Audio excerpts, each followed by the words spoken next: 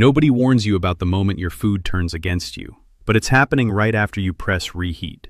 That container in your fridge, it doesn't just hold leftovers, it holds chemical changes your body may not be ready for, especially after 60. And one of the foods you've trusted for years might already be doing more damage than you think. If you're serious about taking better care of your health, make sure you subscribe. I share simple, practical advice designed especially for seniors. And feel free to leave a comment telling me where you're watching from. I always read them and appreciate every one of you. Let's get back to it. Nobody warns you about the second meal. The first time you cook, you're intentional. You're present. You season carefully. You watch the heat. You serve it fresh. But the next morning, or maybe that same night, you open the fridge, pull out that same container, and without a single thought, you press start on the microwave. That moment, that quiet, automatic, completely ordinary moment, that's where the danger lives. And the reason nobody talks about it is simple. It doesn't look dangerous. The food smells fine. It tastes the same. Nothing about it sends a signal that something has shifted. But underneath what your senses can detect, at the level of molecules and cellular chemistry, something has changed. And for adults over 60, that change carries a weight that most doctors aren't discussing at your annual checkup. My name is Dr. James Cross. I've spent years reviewing health data, nutritional research, and patterns in how aging bodies respond to what we feed them. And the pattern that keeps surfacing, the one that genuinely caught me off guard when I first dug into the literature, isn't about what people are eating. It's about what reheating is doing to it.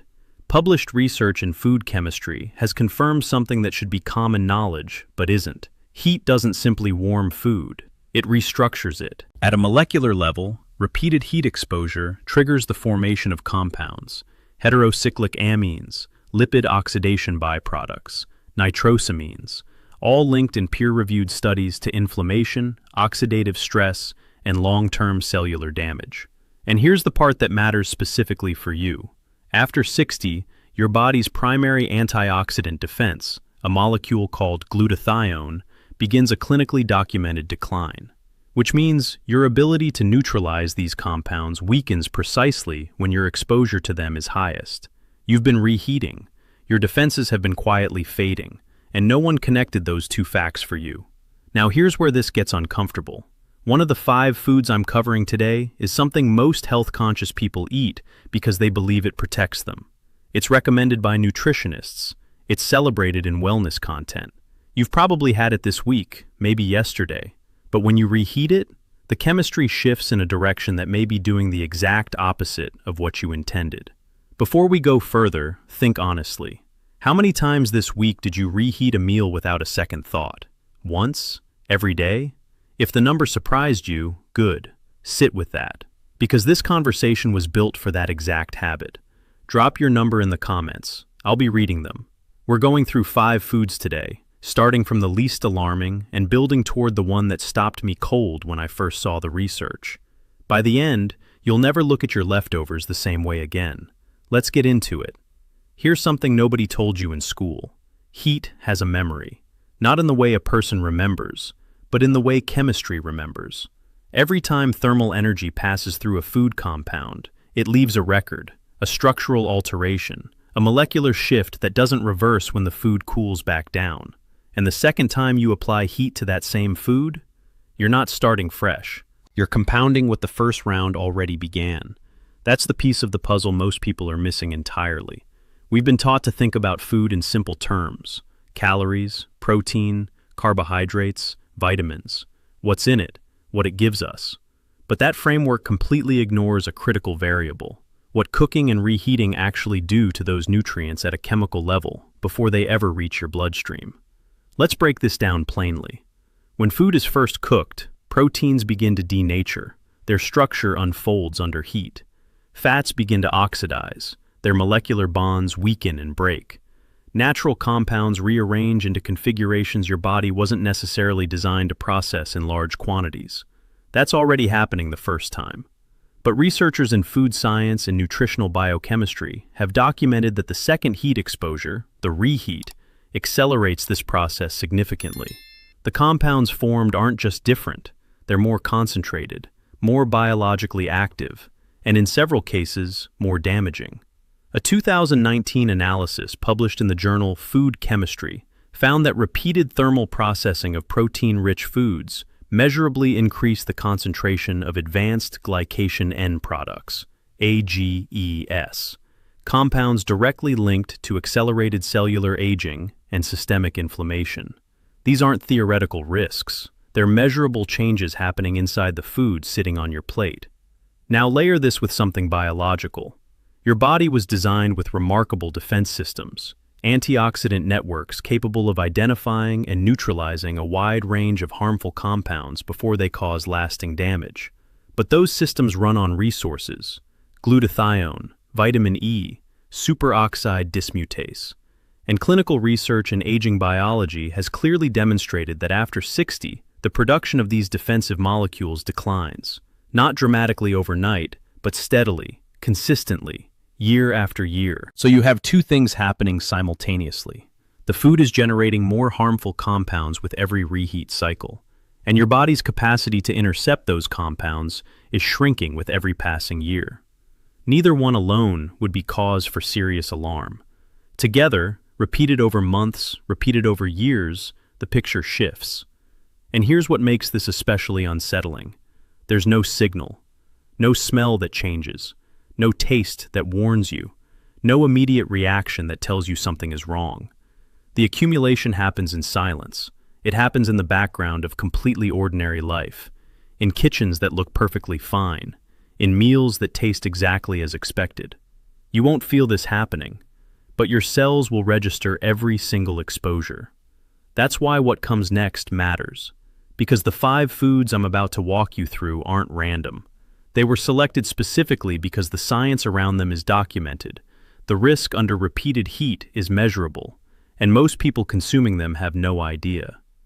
Starting with the one almost everyone keeps in their kitchen. Let's start with the one sitting in almost every kitchen right now: rice. It's the most consumed grain on the planet.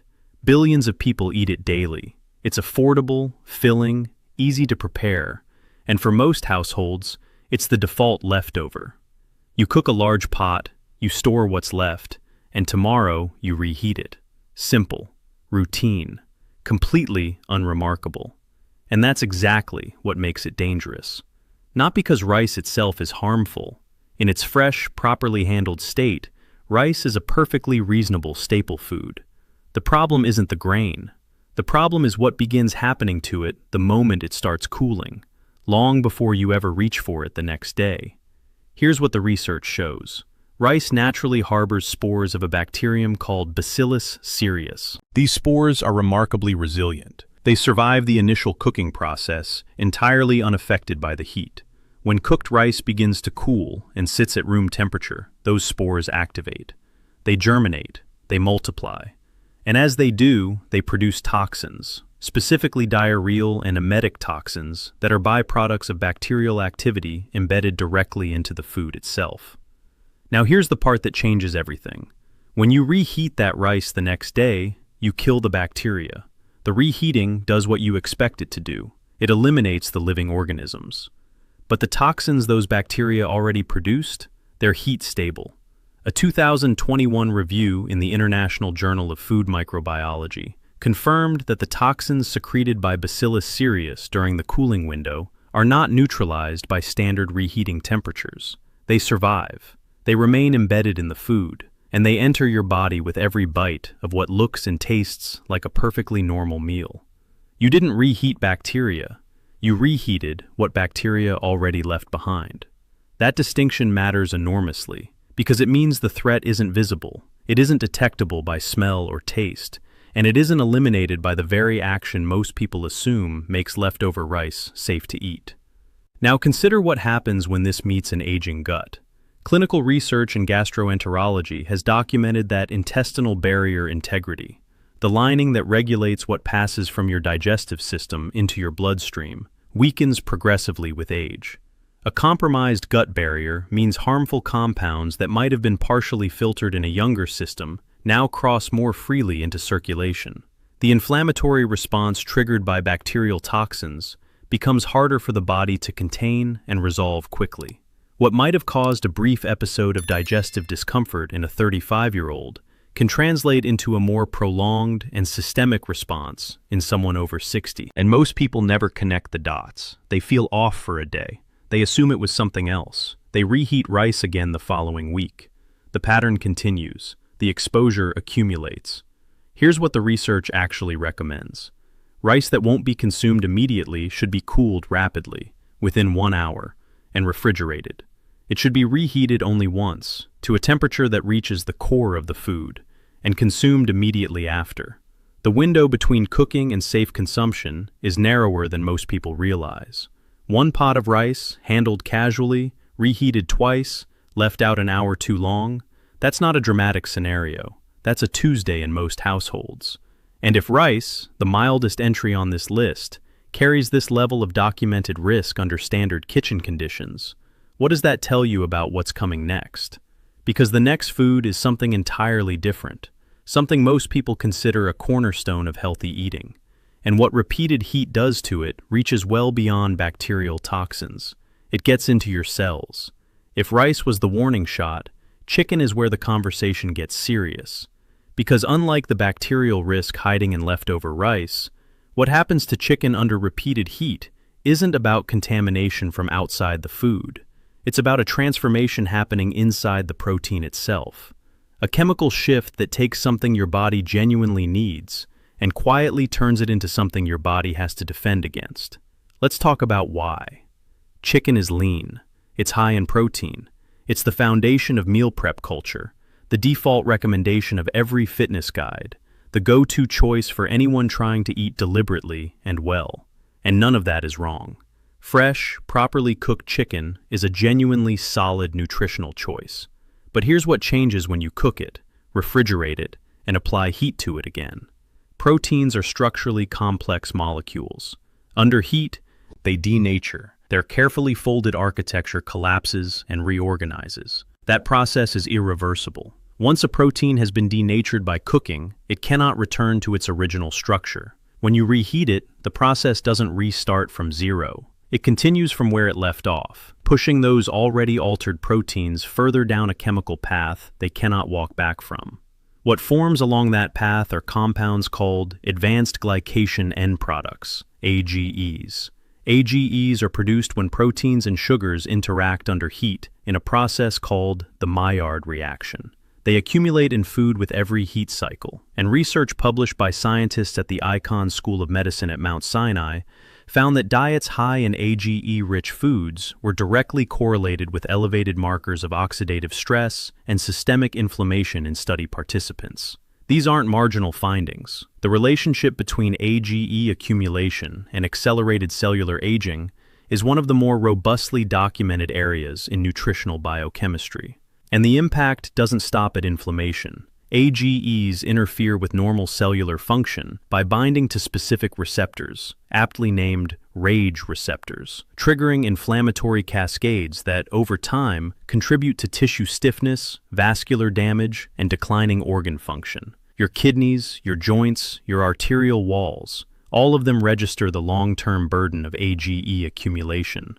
For someone over 60, this matters more than it did at 40. The body's capacity to clear AGEs through normal metabolic processes slows with age. What gets consumed gets retained longer. The burden compounds. So that reheated chicken breast you've been eating 3 times a week because it's healthy, it may be healthy the first time. By the third reheat, you're not eating the same food anymore. You're eating a chemically advanced version of it that your aging body is increasingly ill-equipped to process efficiently. The protein meant to strengthen you is quietly stressing you instead.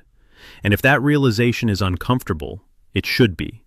Because what comes next takes this from inflammation and oxidative stress into territory that affects something far more fundamental, your cardiovascular system. Starting with a food most people eat for breakfast. Breakfast. Simple, fast, trusted. For decades, eggs have occupied a complicated space in nutritional science, first celebrated, then vilified, then rehabilitated. The current consensus is clear. Eggs, consumed in reasonable quantities, are a genuinely nutritious food. High-quality protein, essential amino acids, choline for brain function, lutein for eye health, vitamins B12 and D. The case for eggs is well established and well earned. But that case was built around fresh eggs, properly cooked, eaten immediately. Nobody built that case around reheated eggs. And that distinction, quiet as it seems, changes the nutritional conversation entirely. Here's what happens. Egg yolks contain cholesterol. That's not news. And in its natural state, that cholesterol isn't the villain it was once portrayed to be. Dietary cholesterol from fresh eggs has a relatively modest impact on blood cholesterol levels in most people. The research on this has shifted dramatically over the last 2 decades. But here's what that research also revealed. The form cholesterol takes matters enormously. Fresh cholesterol and oxidized cholesterol are not biologically equivalent, not even close. When eggs are cooked and then exposed to heat a second time, the cholesterol molecules in the yolk undergo a process called oxidation. The result is a group of compounds called oxysterols, oxidized derivatives of cholesterol that behave in fundamentally different ways inside the human body. A review published in the journal Food and Chemical Toxicology documented that oxysterols are associated with cytotoxicity, meaning they are toxic to individual cells, as well as endothelial dysfunction, which is damage to the delicate inner lining of your blood vessels. That lining, the endothelium, is the first line of defense in your cardiovascular system. It regulates blood pressure, it controls inflammation, it governs how freely blood moves through your arteries. When oxysterols accumulate and begin compromising that lining, the downstream consequences reach directly into cardiovascular risk territory. And it doesn't stop there. Research in cellular biology has shown that oxysterols can trigger apoptosis, programmed cell death, in certain cell types, particularly in neural and vascular tissue. They interfere with cholesterol metabolism at the cellular level, disrupting the normal regulatory processes your body relies on to maintain balance. They promote the kind of low-grade, chronic inflammation that sits silently in the background of nearly every major age-related disease. Now, consider the frequency. Eggs are a breakfast staple for millions of people. Batch cooked on Sunday, reheated Monday through Friday. That's 5 consecutive mornings of oxysterol exposure from a single cooking session, multiplied across weeks, multiplied across months. And for adults over 60, whose vascular systems are already navigating the natural changes of aging, whose endothelial function is already under greater demand, that cumulative exposure lands on ground that is increasingly less forgiving. The egg you reheated this morning didn't taste different. It didn't look different. But the cholesterol it carried was no longer in the form your body was designed to receive it. It had switched. Quietly. Completely. Without warning. That's the pattern connecting everything on this list. The damage doesn't announce itself. It accumulates in the background of ordinary habits, in meals that look responsible, in choices that feel healthy. And by the time the body signals that something is wrong, the accumulation has already been building for years. Which brings us to the food that breaks the most assumptions. Because up to this point, you might have accepted that animal proteins carry these risks under heat. Rice, chicken, eggs, there's a logic to it. Proteins, fats, compounds that seem inherently complex. But the next food is a vegetable. One that every nutritionist, every wellness platform, every health-focused conversation tells you to eat more of. And reheated, it may be quietly building one of the most studied carcinogenic compounds in food science. This is the one that changes everything. Because everything up to this point, the rice, the chicken, the eggs, there's an argument to be made that those are processed foods, animal proteins, complex compounds that seem inherently vulnerable to heat chemistry. You could rationalize those risks and still feel comfortable retreating to your vegetables. That retreat ends here. Leafy greens are the undisputed crown jewel of nutritional guidance. Spinach, kale, Swiss chard, collard greens. Every credible health authority on the planet recommends them. They're loaded with folate, iron, calcium, fiber, and a dense concentration of antioxidants that genuinely do protective work inside the human body. Fresh leafy greens are not just good for you, they're among the most nutritionally powerful foods available. The problem isn't the greens. The problem is what reheating asks them to become. Here's the chemistry. Leafy greens are naturally rich in nitrates, compounds absorbed from soil during growth that play a legitimate role in cardiovascular health. Research published in the American Journal of Clinical Nutrition has shown that dietary nitrates from vegetables contribute to nitric oxide production, which supports healthy blood pressure and vascular function. In their fresh state, those nitrates are genuinely beneficial. But under heat, specifically repeated heat, something shifts. Nitrates convert to nitrites, and nitrites, under the right conditions, react with amino acids to form nitrosamines. Nitrosamines are not a fringe concern or a theoretical risk. They are classified by the International Agency for Research on Cancer as probable human carcinogens, compounds with documented links to cancer development in multiple organ systems, including the stomach, esophagus, and colon. The conversion doesn't happen aggressively the first time greens are cooked, but reheating accelerates it. The temperature fluctuation, cook, cool, reheat, creates precisely the chemical environment where nitrosamine formation escalates. And while vitamin C naturally inhibits this conversion when present, reheating degrades vitamin C content significantly, removing the very buffer that would have slowed the process down. So reheating doesn't just fail to protect the greens, it dismantles their defenses while activating their most dangerous chemistry simultaneously. For adults over 60, this intersection is particularly consequential. Age-related changes in stomach acid production, a well-documented phenomenon called hypochlorhydria, create a gastric environment where nitrosamine formation occurs more readily than in younger digestive systems.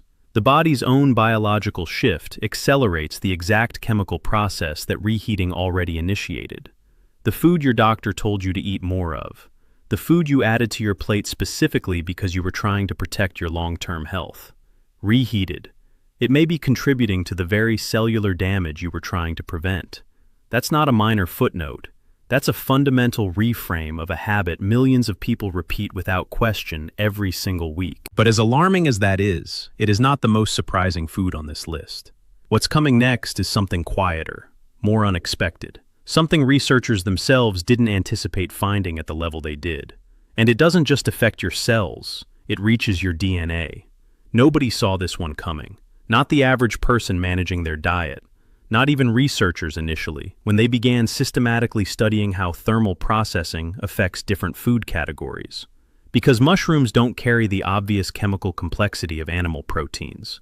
They don't have the nitrate profile of leafy greens. They sit quietly in the produce section, understated, functional, widely consumed, without triggering any of the alarm bells that might make someone think twice before reheating them. That's precisely what makes this finding so striking. Mushrooms are structurally unique among commonly consumed foods. They contain an unusually high concentration of polyunsaturated fatty acids, combined with complex proteins, a molecular combination that becomes chemically unstable under repeated heat exposure in ways that most other vegetables simply don't replicate. Here's what happens when you reheat them. That combination of fats and proteins undergoes a process called lipid peroxidation, a chain reaction where heat destabilizes the fatty acid molecules, causing them to break down and produce a cascade of reactive byproducts. The most significant of these byproducts is a compound called malondialdehyde, MDA. MDA is not an obscure biochemical footnote.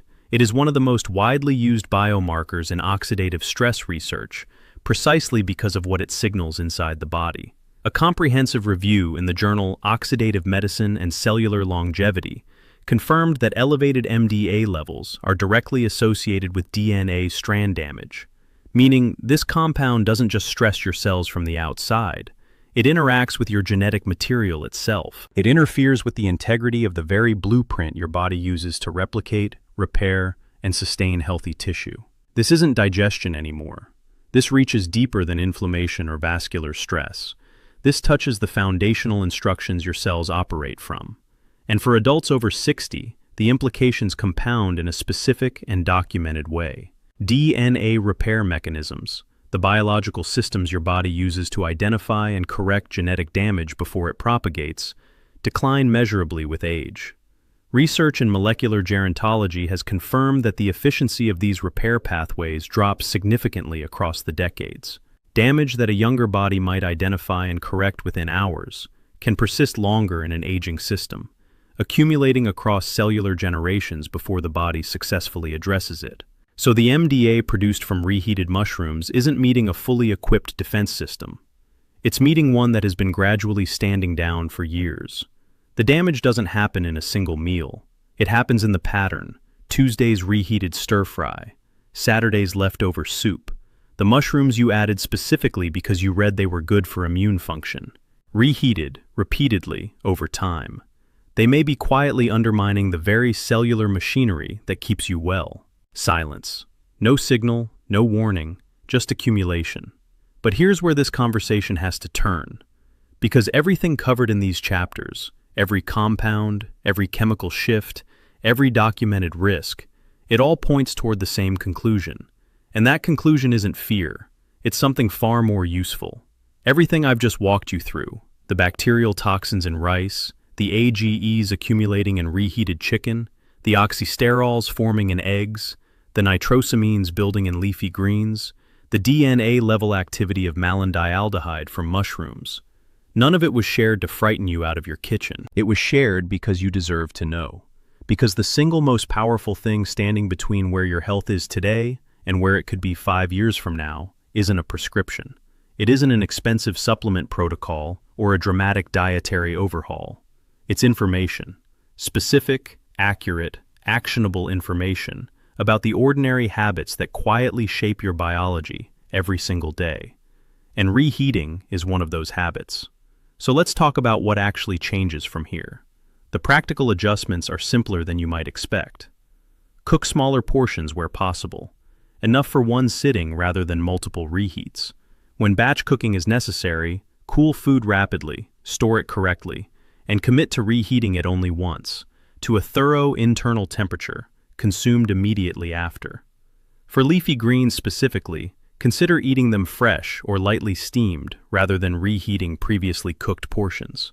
For mushrooms, cook only what you intend to eat in that sitting. For rice, prioritize the one reheat rule and never leave cooked rice sitting at room temperature for extended periods. These aren't radical changes. They don't require a new diet philosophy or a complete kitchen transformation. They require awareness, the kind of awareness that turns an automatic, unconsidered habit into a deliberate and protective one. That's the real shift this video was designed to create. Research in behavioral health consistently shows that people who understand the mechanism behind a health risk are significantly more likely to modify the relevant behavior than those who simply receive a warning without context. You now have the context. The mechanism is no longer invisible. What happens inside your food under repeated heat is no longer a gap in your understanding. That gap has closed. And here's what I want you to sit with as this ends. Your long-term health was never going to be decided by one dramatic choice. It isn't built in a single doctor's visit or a single moment of resolution. It's constructed, slowly, consistently, meal by meal, in decisions so ordinary they barely register as decisions at all. The container you reach for in the morning, the microwave you use without thinking, the leftovers you trust because they look and smell exactly as they should. Those moments are where your future health is actually being written. You now know something about those moments that most people don't. The question is simply what you do with it. And if something in this video genuinely surprised you, drop it in the comments. Tell me which food stopped you. Tell me which one you're rethinking. I read every response personally, and your answer shapes what I cover next. Because this channel exists for exactly one reason: to make sure the information that actually matters reaches the people who actually need it. Thanks for watching all the way through. Staying informed is key to living a healthier, longer life. If you want more simple, practical health advice, make sure you subscribe and tap the next video on your screen. And before you go, leave a comment and rate this from 1 to 10. Your feedback helps me create better guidance for you.